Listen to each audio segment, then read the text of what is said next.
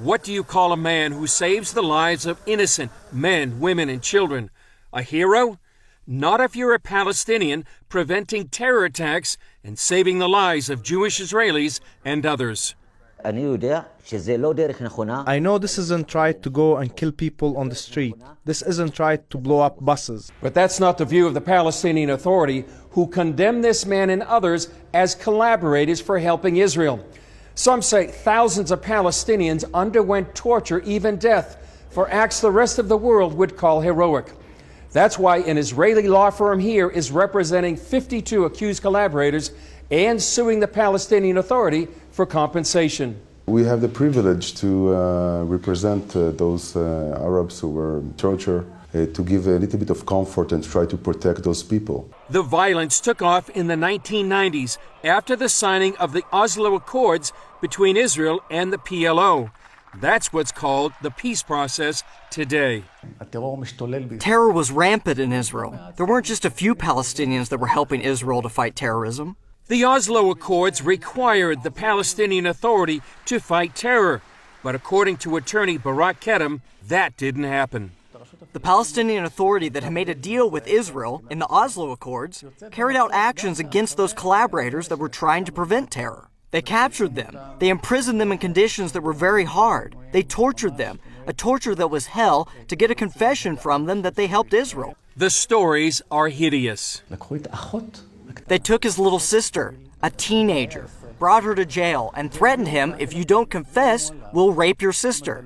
They had no red lines. So he confessed. But it didn't help. She was murdered. What she went through until she died, we don't know. It's really like ISIS. This man, who will call Baber to protect his identity, was taken in for questioning. They entered the room and asked, "When did you start working for the Israeli Shabak?" I said, "I don't work for the Israelis." This was just one kind of torture he endured. They tied your hands and feet and head. They beat you from every direction until you fainted, cursing from the morning until the night. You're just a dog. In the end, you are going to die, and we will throw you on the garbage. We'll do this and this and this. We will rape you. According to Baber, he faced no official charges or had his day in court. His parents couldn't visit, and the Red Cross was apparently never notified of his confinement. Every day for 7 months, I was under interrogation from night until morning. Beatings, burning my hands, they used everything. Finally, they stuck a copper wire up my private parts and they lit it on fire. After 7 long months, he signed a blank piece of paper that served as a confession. He then worked in the prison for more than 2 years until his parents raised enough money to buy his freedom. Mahber is another accused collaborator. People came to my house, 3 men. One of them said, "Excuse me, can you come with us to our internal security of the Palestinian Authority?" I said, "Fine." I couldn't tell them no. The minute I walked in their door, maybe 40 men fell on me and started beating me to death.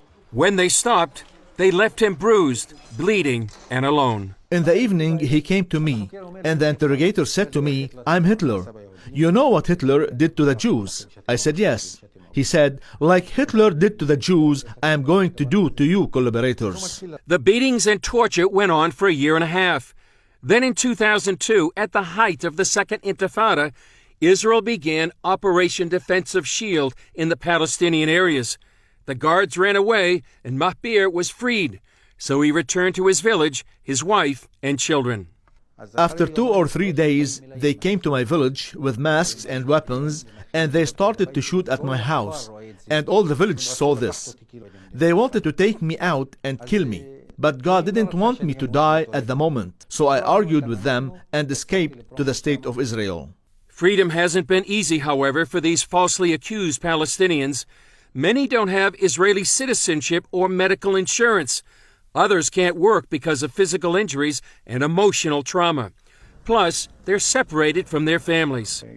The state has a big obligation to these people, and the time has come that we pay them back their reward. Fortunately, they now have hope.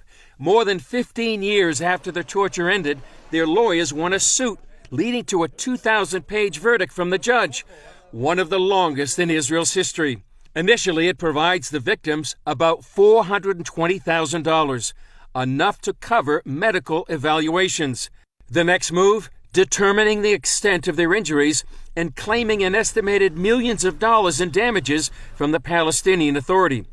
That money could be deducted from the $200 million in tax money that Israel collects on behalf of the PA each month. The Palestinians will not give it to us. They are giving money to terrorists to kill our brothers and sisters. And that's widely known as pay to slay.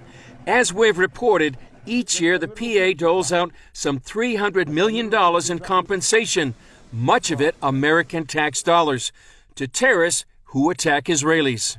Your tax money goes to terror. Instead of that, you need at least to get to support this cause by helping the people who prevent terror. We are talking about people who risk their life to prevent suicide bombers to bomb inside buses with children and women.